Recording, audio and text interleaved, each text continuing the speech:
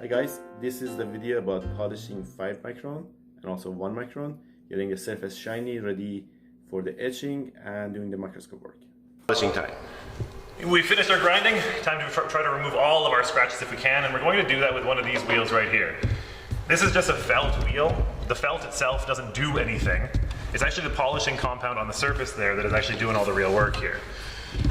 This is what the polishing compound looks like. It's essentially just powder. This is 5 micron alumina powder, meaning that each of these little particles is 5 microns or less. They're going to put Statistically, not each of them. Sure, fair enough. They're going to put 5 micron scratches into my piece, which hopefully are going to be small enough we can barely even see them, right? That's the idea. And so that is what's actually doing the polishing for us. However, at this stage, having just come from grinding, I have larger particles on my hands and on my sample.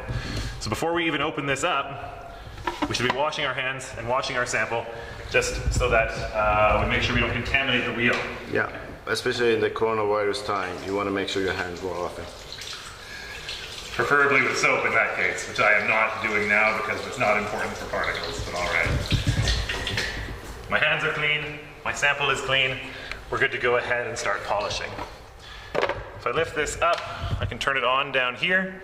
We've got a medium and a high speed. I'm just going to use it on the medium speed here.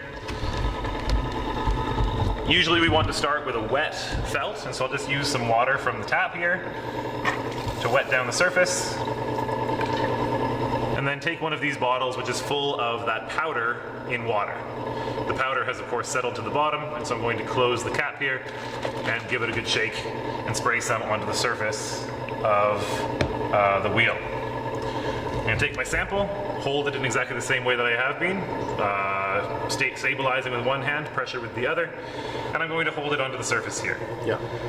If I just hold it in one spot, I am going to create scratches all in one direction, and so typically with polishing, I want to move it around just to completely eliminate all the directional scratches.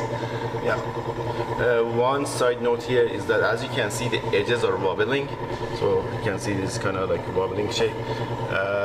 I prefer not to do it over there because it might actually scratch the surface. Also, if you put your sample at the center, you don't have much of rotation and much of rotational velocity, so it takes forever to get it polished. So I recommend that you do the polishing only in that band. As you can see, it's always more used.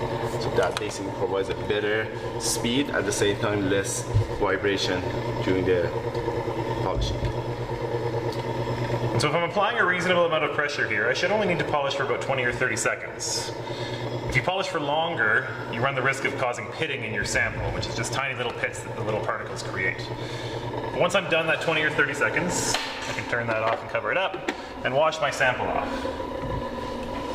It's always safe to touch your sample with your bare finger. That's never going to cause a problem here. So I can just rub it off, get the polishing compound off of there, get it off my hands as well, and then take a look to see how we've done. If we take a look at our sample now, I should be able to see very few scratches in there. I think this sample does have a few, which is remaining from grinding that wasn't able to be taken out by polishing.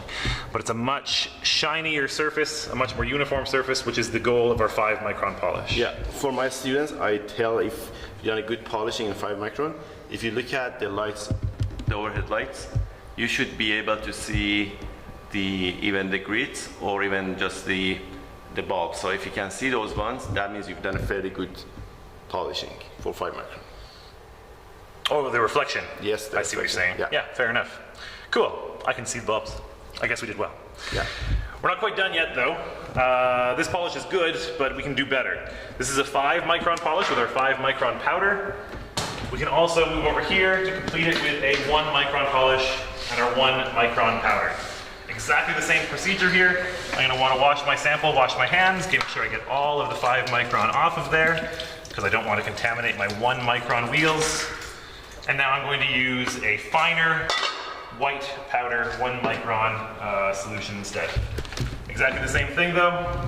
We start it up below, give it a shake, and apply the solution. I'm going to hold it in place, rotating around in exactly the same way.